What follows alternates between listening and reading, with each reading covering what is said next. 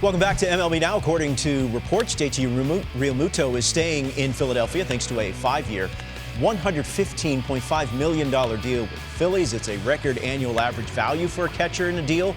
The move means that the Phillies' commitment to Realmuto will last only through his age 34 season. And this is the details that I was referring to. A little bit more than $23 million per season due for Realmuto over the 2021 through 2025 season. It surpasses Joe Mauer's deal that he had with the Minnesota Twins. Back here with Cliff and Carlos. And Carlos, just considering what the Phillies gave up to get Realmuto, namely Sixto Sanchez, this was a must-have for them. Absolutely. And when all this talk about him going somewhere else, I wasn't buying it. I mean, if you are trying to be responsible about your investment, and they have invested so much in Realmuto with the trade made, and now going even further, you talk about risk-reward. Well, right here, letting him go was the risky play. Yeah. And acquiring him right now, they really put an anchor on that lineup, Cliff. I mean, if you look at it,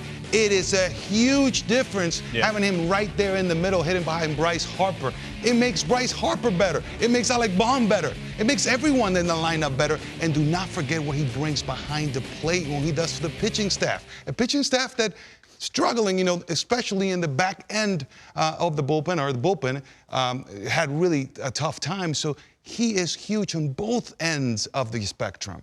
Yeah, I like the deal, Los. I think the biggest thing for me is I look back at Joe Mauer's deal with the Twins. Yeah. Gave him a ton of money. I thought it handcuffed the squad as far as being able to get better.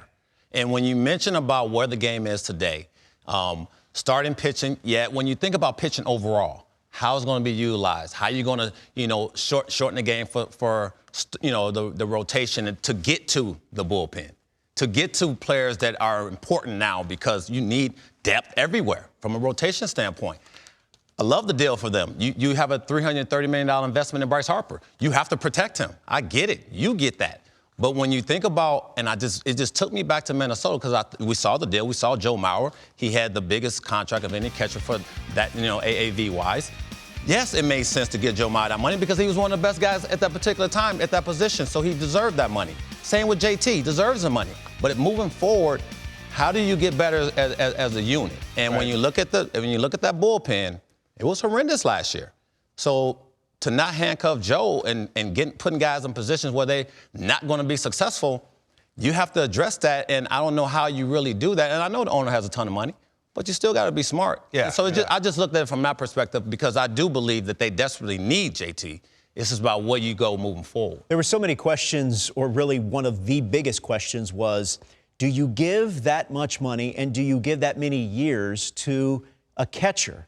And because of the beating that it takes on you physically. Yeah. But I think JT Realmuto, I think he's different. I mean, he's different in a lot of ways physically. I think he's going to hold up over time. Of course, no one knows for sure, but absolutely. I mean, just seeing what he has done physically, I think he's going to hold up just fine over the course of the deal. And I agree. I mean, body type wise, he can run, he can do a lot of things. And if you have the universal DH, right, in both leagues, then it really helps. That would help. Mm-hmm. That would definitely help you because now you can give him the days off on Saturdays and Sundays as opposed to just Sundays. Yeah. And let him DH when he needs the DH and when he goes in there and tells you he needs the DH. So that will play. Hopefully it does. I mean, as far as the back end road flow, because early on, I think it's going to be fine because he's been durable. He's been a guy that wants to be on the field. I was down in Florida when he was there.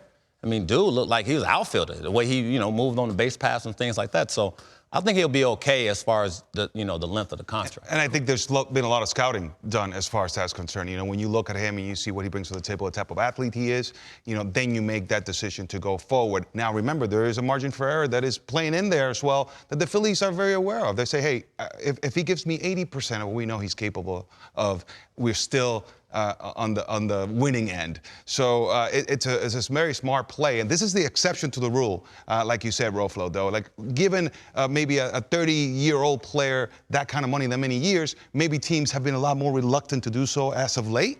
But with Realmuto, it makes a difference. I think it's different in his case. 30 seconds for each of you. Phillies haven't reached the postseasons in 2011. The bullpen historically bad. You know what they've done so far this offseason. What do you think they need to shore up, Cliff? Definitely the bullpen. You have to get more than, you know, Archie Bradley, yes, I Yes. get it. Alvarado, yes, I get it from Tampa. I get it. You need more. Well, you said it. You know, Realmuto most definitely makes that team a lot better, the lineup a lot better, but there's other things that need to be addressed. The bullpen has to be at the top of the list.